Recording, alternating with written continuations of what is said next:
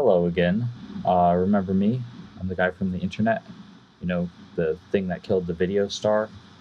I'm back, baby.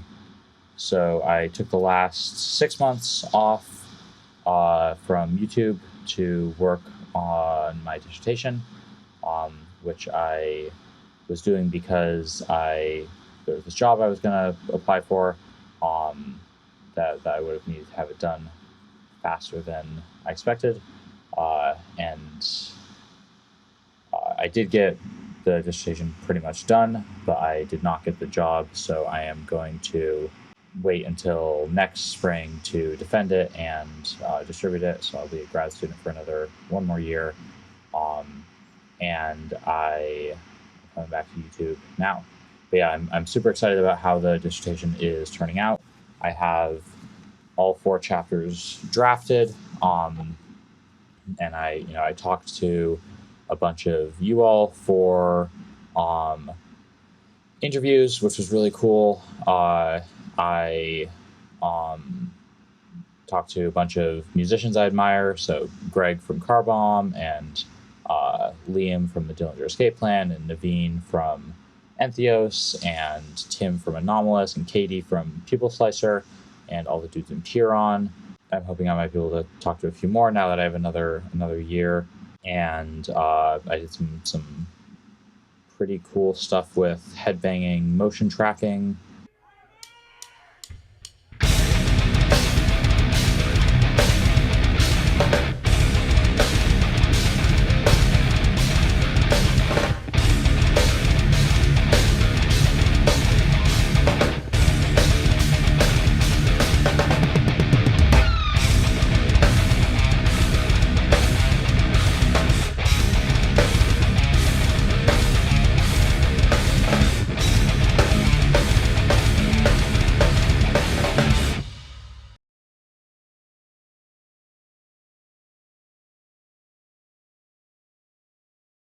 And yeah, you'll definitely see little snippets of the research I've been doing in the videos for that are coming up. Trying to do a mix of that stuff that like I've already done the research for, and some stuff that doesn't fit in my dissertation but is still cool. So business as usual. So once I found out I wasn't getting that job, I froze the dissertation for a bit, and I went all in on the new Florida Exorcist album, which you will not know the hour or the day, but it's coming. I have that pretty much done. Just gonna record drums later this month. Gonna do real drums this time around, and super excited about that. Give a couple little teasers, just for fun. So this is just from the rough mix with programmed drums, but hopefully it's enough to whet your appetite. We got what do we got here? Got some sort of introductory material, maybe. Little bit of some other stuff, some vocals, little something else. What could this be? Maybe a little different energy. Something. Ooh, what's this? Yeah, so it's gonna be a single continuous 47-ish minute track. Super excited for you all to hear it. And yeah, also gonna start playing gigs. I've been rehearsing with a live band for this for pretty much since December or January. I forget when we started. So we're just about ready to play some of this stuff, play some of the Fixitude EP, and play hopefully some of the new stuff, and then I'm also in another death metal band, which we're gonna get off the ground. So yeah, if you I post the like more day-to-day kind of update things on my Instagram, so follow me there if you want to know about that stuff. And yeah, I'm gonna do this rapid fire riffs video as my first thing back. I'm gonna let you in on a little secret, which is that I recorded the full video and the sound did not work, so I'm redoing it. And that is just like such a nice welcome back to filming. The whole process of doing these videos is so long. It's fun, but it's gonna take me a second to get back into it. Yeah, I'm gonna do this rapid fire riffs video just with three requests, because I'm cutting off the requests really quickly for this one because I want to keep this brief, and it's going to be super brief because I already did all the analysis, so you're not going to get to see the behind the scenes, but I'm just going to talk through each of these riffs pretty quickly.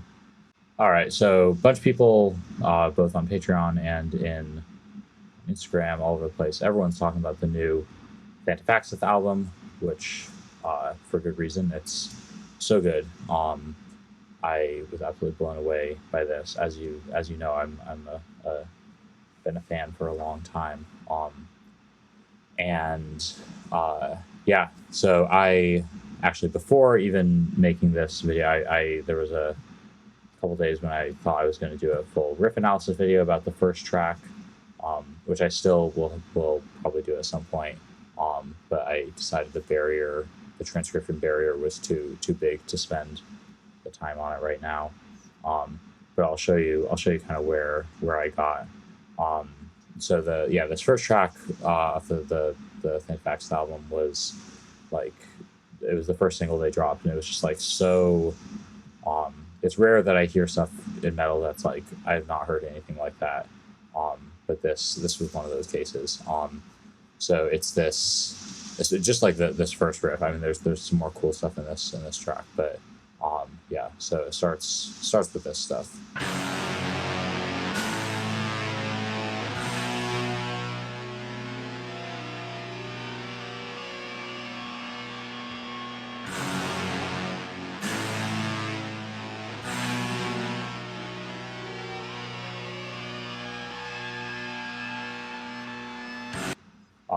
So yeah, the thing that I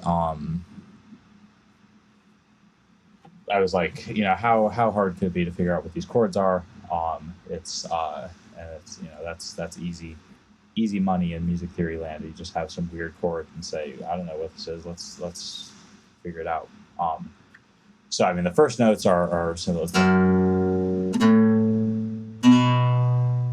Just this thing, 035 collection kind of thing. But it gets a little tricky after that. One, it's surprisingly hard to hear like what the individual guitars are actually doing. Like I think one or both of them, it's reversed, or something. Like it's weird. Even when you slow it down and you like split the tracks, it's or you stereo split it, it is not super clear. So yeah, but then the main reason is that it is part of it's microtonal. So like there's notes in here. I forget which one it is.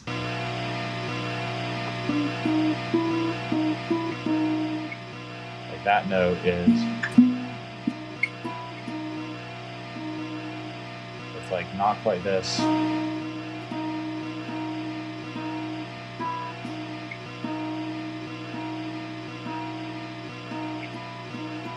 It's kind of like this E quarter flat kind of, or not kind of, like actually is that pitch. And that's kind of when I gave up. It seemed, and because it's like some of them seem to be microtonal and some of them are not. And I don't know if I'm just like hearing this completely wrong. I don't know if it's like they're bending it. I don't know if they've tuned some of the strings slightly sharp or flat. But yeah, it's that partially explains why it sounds so like otherworldly. This isn't. I don't think this is just like chromatic 12 tone stuff. I think there's some microtonal trickery afoot. So yeah, so that's where I got with this. I also had fun, and then the idea, what I think is happening is that it's basically you have this shape, and then they're basically repeating that in a bunch of different registers and like at different pitches, and they're doing inversions of it. So those sorts of things, all up and down. But yeah, some of them seem to be like quarter sharp from everything else. And like the first thing is clearly, in that key. But yeah. And I had a fun moment where I was like, what? Or what is that? And the answer is this.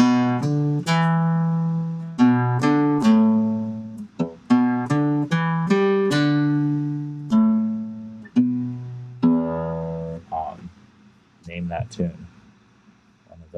One of the great tunes that they play on dad rock stations. It is, of course, Great Our Love.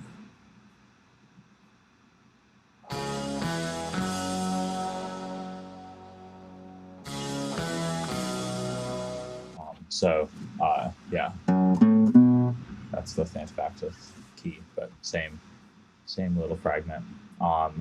Cool.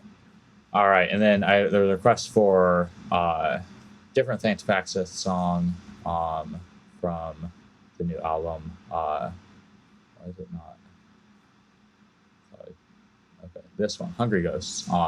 So this chord stuff here, which I spent a bit of time looking over.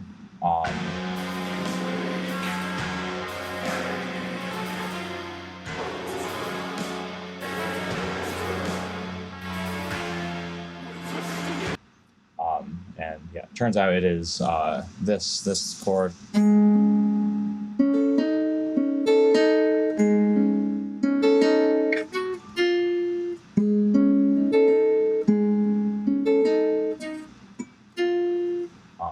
Not entirely sure how they're doing it. And then the second later it switches to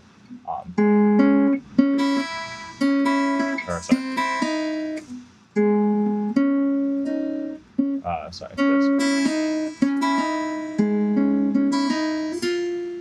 So it's kind of this like augmented chord with a major seventh is one way to think of it. So like a the first version, this thing, because it resolves up to the F natural. Yeah, so like an A augmented chord with a major seventh.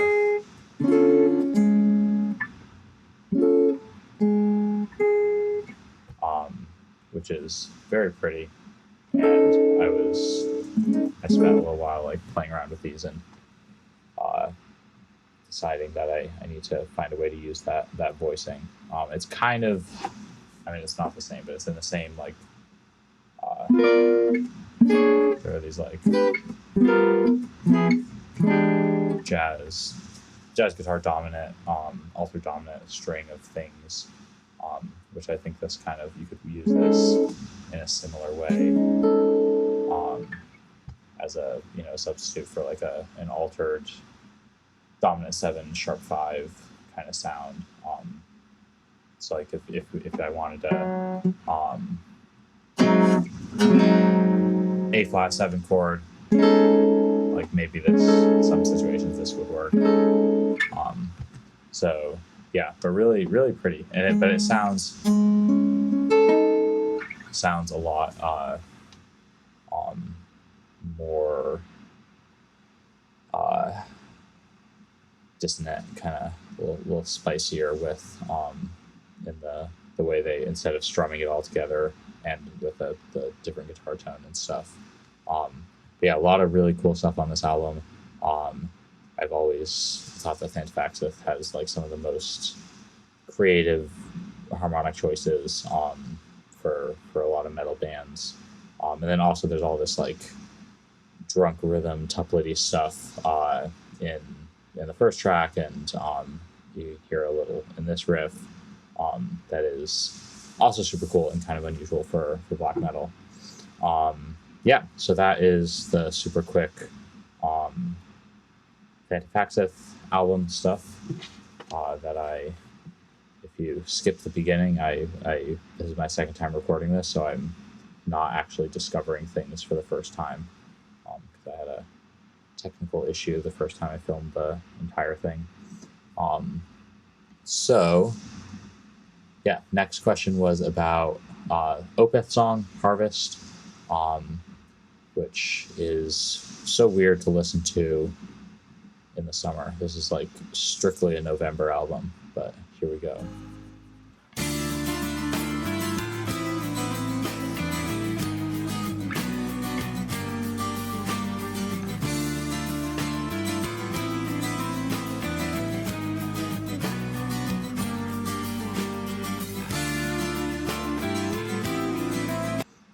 Yeah, I'm very seasonal with most of my music, but especially with Opeth. It's like Blackwater Park is in November, Ghost Reveries and Watershed are December, Deliverance and Damnation are kind of November to January.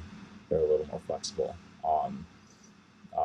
Still Life is in December only, and then like Pale Communion, which I don't listen to that often, is in October, and Heritage is in March.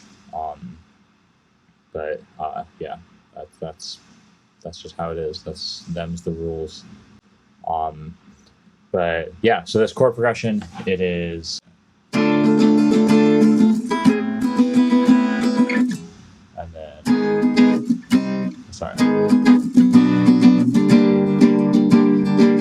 So yeah, A minor or D minor, then this kind of A minor 9 sound, and then A flat minor, B minor, G minor.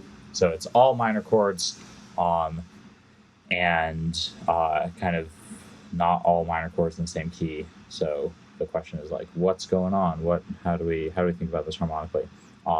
And I spent a little time kind of messing around with it, and arrived at the idea that there's this. It might make sense to think of this kind of neo-Riemannianically,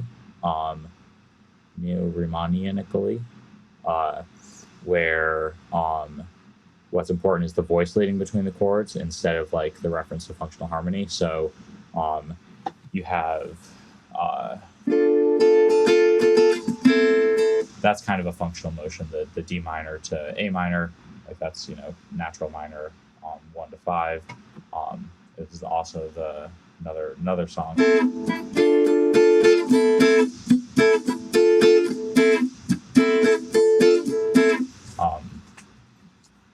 What song is that? Turns out Opeth, and it's in the same key even as this.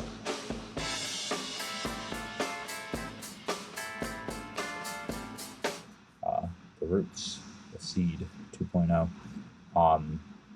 So yeah, that's pretty fun.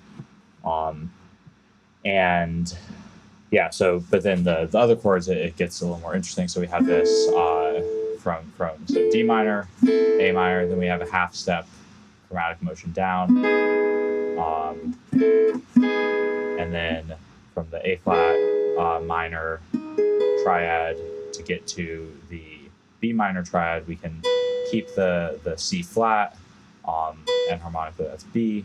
The A flat moves down to F sharp, and the E flat moves down to D. So we get, but you can hear this note stays the same. And then going from B minor to G minor, the B moves down to B flat, the F sharp moves up to G, and the D stays in the same place. So we have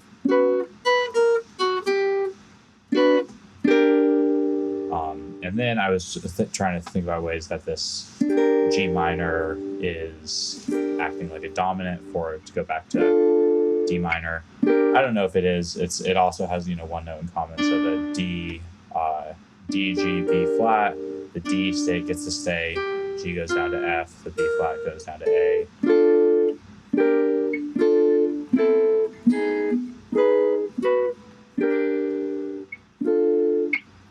So yeah, it's this kind of this like thirds based motion. So it's another way of thinking about it, or like that's another kind of telltale sign that maybe thinking in tonal harmony might not be the most useful, but this like up a minor third and then down a major third. So it's like we're here.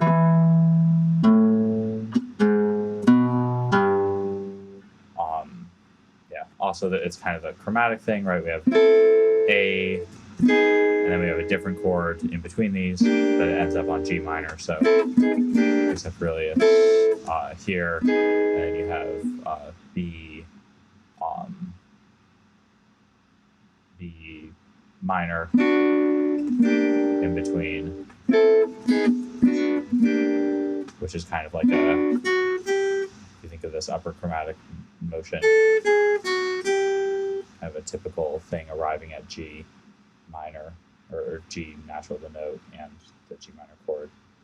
So yeah, just a couple ways of thinking about how these are connected. I have heard that the illustrious Tim Susko has a way of thinking about this, but I haven't talked to him about it yet. So I'm excited to see what he thinks about this. This is just kind of some like basic ideas. Like we could try to fit this in a tonal harmony box.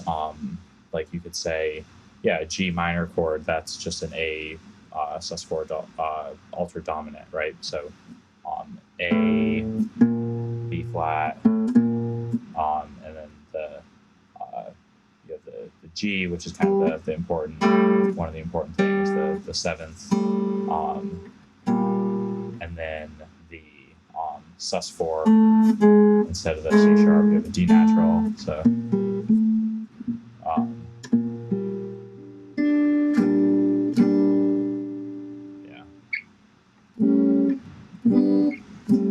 so there is some context where you can make those pitches sound like they're in a kind of more traditional tonal thing.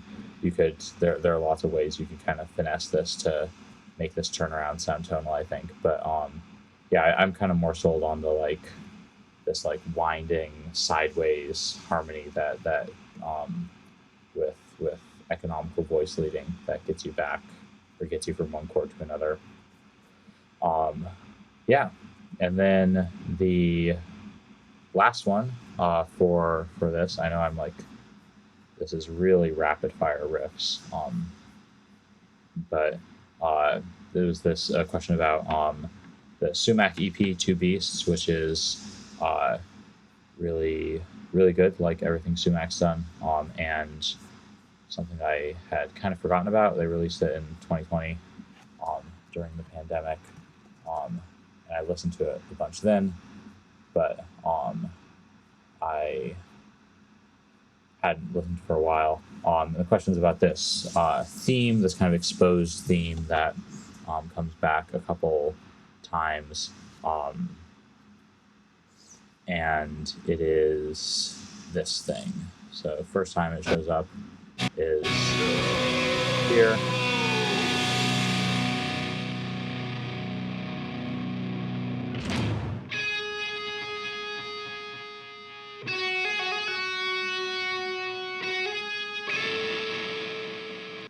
first time it's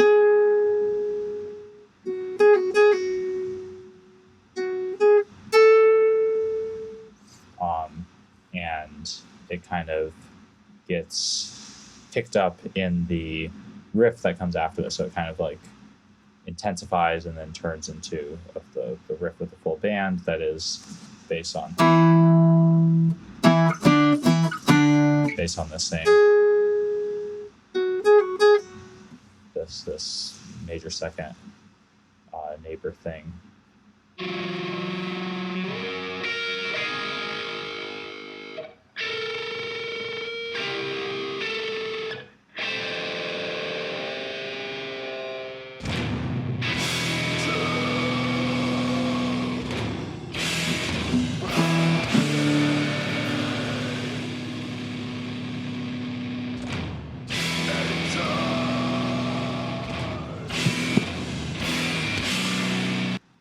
And then it comes back pretty soon after around here, and there is an expanded version of the riff, so you're going to hear the, and then it moves that down, and then the ascending thing, it expanded, so instead of the,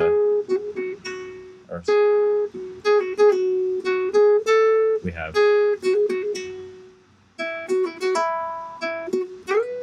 and then it kind of gets super noisy, super intense. Yeah, so let's listen.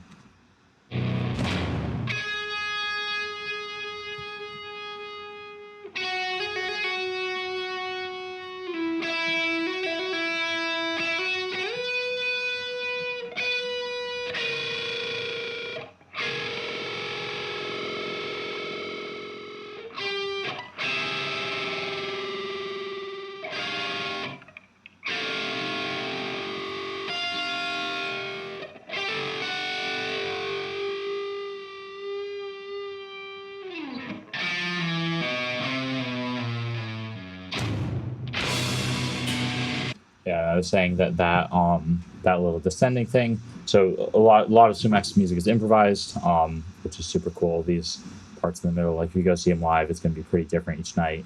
But then they have these kind of islands of pre-composed riffs that they do really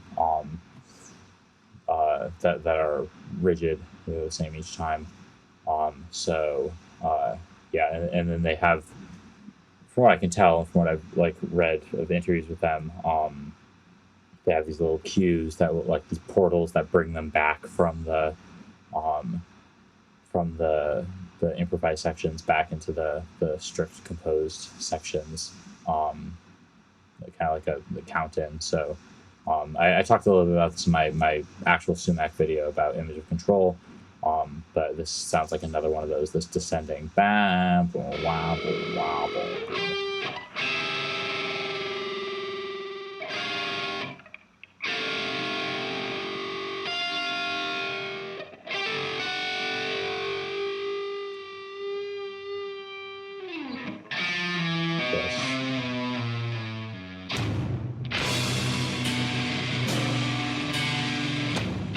And then the same theme comes back quite a bit later, near the end of the EP track, whatever this is, with a so it's the same version that we heard the second one,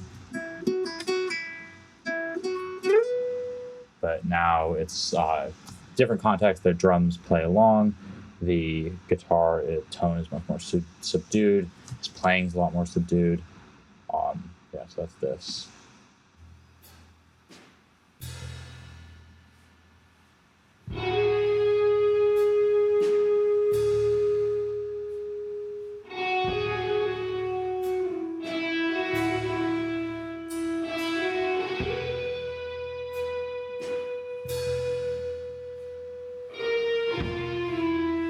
And this is new.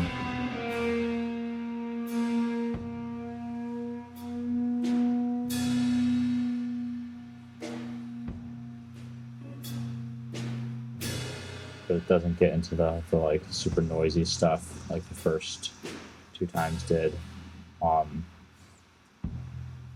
yeah, and I was also just like fanboying about how much I love Aaron Turner's guitar playing. It's like it's so expressive, and he leaves so much space, and there's so many like dynamics, which you don't often hear with metal guitarists. Normally, in metal, everything is like as loud as possible all the time, but there are so many. He gets so much out of, how he's hitting the strings, and obviously the bending, and then also like the guitar noise. So these little like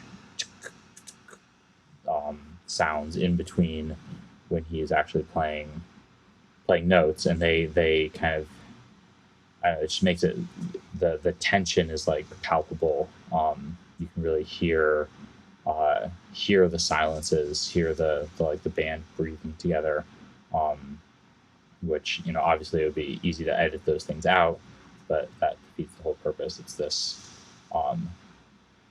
very very kind of distinct guitar language, which I'm a huge fan of, and also a huge fan of his voice. So I guess I have a crush on Aaron Turner. Sue me. But also, like, I read a bunch of his interviews, and he's like super. He says really really cool stuff about music and about how he's playing, and very very deep dude, obviously. So yeah, if you ever get a chance to see them, you've gotta.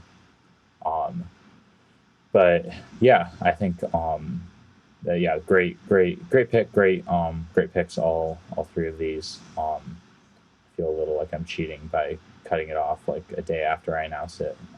But I'll do another one. I just wanted to do something quick like this to get back in the flow of things. And yeah, I'll have some exciting shiny new riff analysis videos pretty soon, next week. Got a bunch of scripts written, and I will, yeah, I'll be posting those when they're done. Back to my usual nonsense of posting once a week when I can, and then when I can. Other than that, yeah, it was great to see you. I mean, you look great since I last saw you. Looks like you're doing well, and I will see you next time.